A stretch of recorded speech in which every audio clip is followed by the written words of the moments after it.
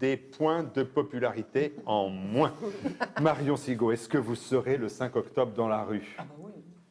Je les ai toutes faites, moi, les manifs pour tous. Moi aussi, dans tous les sens. Je les ai toutes faites. En plus de ça, il y a des preuves. J'ai été abondamment photographiée. Donc, je sais, j'ai tout un album photo, du moins pendant les manifs pour tous. Je serai à celle-là comme j'étais aux précédentes.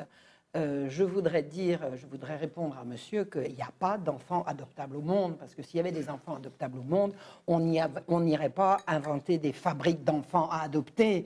La plupart des enfants au monde ont un papa et une maman. Quand ils ont perdu leur papa, il leur reste la maman, et l'inverse est vrai aussi. Et des enfants qui ont perdu et leur papa, et leur maman, et leur grand-père, et leur grand-mère, et leur frère, et leur soeur, et qui se trouvent disponibles pour aller dans un pays éloigné du leur, satisfaire les besoins d'enfantement ou d'être à la mode de couples de même sexe, ça n'existe pas. Il n'y en a pas. Ça n'existe pas. Et c'est pour ça qu'on crée un marché, et c'est pour ça qu'on crée la GPA, et c'est pour ça qu'on crée la PMA. Il n'y a pas d'enfants adoptables au monde. Voilà.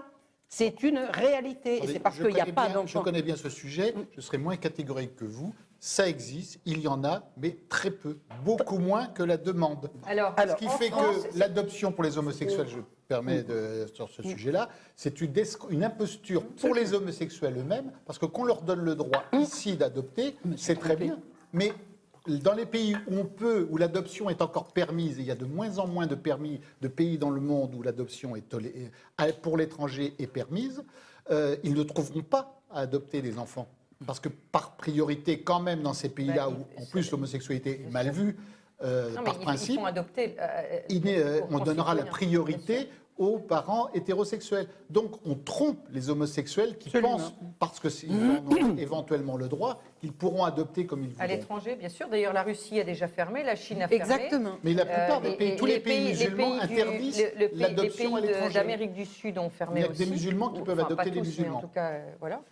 Donc, En plus, l'idée, le mot lui-même, le droit à adopter, est absolument fallacieux. Je veux dire, on n'a pas le droit d'adopter, ça n'existe pas. Non, on n'a pas le droit à l'enfant. On n'a pas un droit à l'enfant. C'est la première chose que l'on dit dans les procédures d'adoption. Oui. Il n'y a aucun droit pour les parents à avoir un enfant. Mais il y a un droit pour les enfants à avoir des parents. Et il y a le droit pour les parents à élever l'enfant qu'ils ont fait eux-mêmes. C'est-à-dire que moi j'ai dit, avant même que ce soit sur l'agenda, parce que je le voyais venir, que le mariage homosexuel est l'invention d'un droit sur les enfants des autres. Et c'est ça qui se prépare, c'est ça qui se dessine. Et derrière, il y a toutes les fameuses réformes dans le cadre de l'enseignement, avec la sexualisation précoce des enfants. Tout ça, c'est une gigantesque entreprise de corruption des mœurs sur la destruction de la famille. C'est une entreprise commerciale, tout simplement. Mais bien sûr qu'il y a du commerce. Mais ça a un coût. Mais ça a un coût, un enfant. Vous avez acheté un enfant? Ah non, pardon, adopté, ça vous a coûté combien? Non, je n'ai pas acheté. Attendez, madame, ça vous a coûté dites pas que lorsqu'on adopte un enfant, on achète un enfant. Non. Mais ça a un prix. Oui, mais ça a toujours un prix. De quand l'enfant naît, il y a toujours un prix. Oui, mais enfin, c'est un prix qu'on va donner à qui? Les enfants n'achètent pas un enfant. En fait, c'est un prix qui va être donné à tous les enfants parce que je pense que ça rentre. qui sont adoptables ont généralement plus de parents, soit parce qu'ils sont morts, soit parce que les parents les ont abandonnés par des procédures juridiques très... Oui, je pense donc, que ça il y a des enfants disponibles, mais pas beaucoup. Mais très peu. Et de moins en moins, surtout. Très peu. Non, je dis que ça rentre dans cette grande société ultra-consumériste. Absolument. Et en fait, ces histoires-là de famille, etc., c'est juste un morceau du puzzle de cette énorme idéologie qu'on essaye de nous faire avaler, qui est mondialiste, consumériste, où l'homme n'est plus qu'un producteur, consommateur, etc. Et en fait, on voit très bien que toutes ces lois qui sont votées actuellement, en fait, ça rentre précisément dans ce gigantesque puzzle. Voilà. Je crois que, en fait, quand il faut descendre dans la rue, je l'ai dit, je fais juste un appel à l'unité.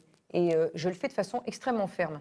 Et je souhaite que le Front National puisse aussi, s'il le souhaite, pouvoir être dans cette manifestation, ce qu'il n'a pas été. Je ne souhaite pas qu'il y ait juste M. Mariton qui soit sur le podium, si toutefois, comme ça a été la dernière fois. Qui ne reviendra pas ou M. Copé qui ne reviendra pas sur la loi quand il y sera. Non mais voilà. Donc soit on fait monter tous les politiques, soit on n'en fait monter aucun. Interview dans celle de Béatrice d'ailleurs. D'accord. Et alors Marion Maréchal, elle le sera à la manifestation? Elle y sera. Avec Olympe? Pas encore, pas encore. Eh bien voilà, merci beaucoup. Alors, la prochaine étape pour vous, c'est la publication de cet ouvrage sur Voltaire. Quand Il faut d'abord que je le termine, figurez-vous. Donc Mais j'ai qu'est-ce que vous tort faites d'en là parler. Voilà. Au lieu de travailler à mon bureau, je suis là, je me promène, je bois du jus de framboise. Voilà. C'est votre faute, tout ça. Je trouve que j'ai vraiment eu tort de dire que je veux parler de ce livre. Il ne faut pas parler des projets avant qu'ils soient terminés. Bon, maintenant c'est fait. Vous avez vendu la mèche. Bon, j'ai le vendu prochain, la mèche, c'est je suis sur désolé. Voltaire. Le D'accord. prochain, c'est sur Voltaire. Merci beaucoup, Marion Sigaud. Marion Sigaud, qu'on retrouve dans le site du TV Liberté ou sur YouTube. Nous avons consacré beaucoup d'émissions d'entretien avec Marion Sigaud, qui est un personnage extraordinaire. Je le dis comme je Et le ma pense. modestie, alors. Non, mais félicitations pour ces combats, félicitations à vous d'être venus. Merci.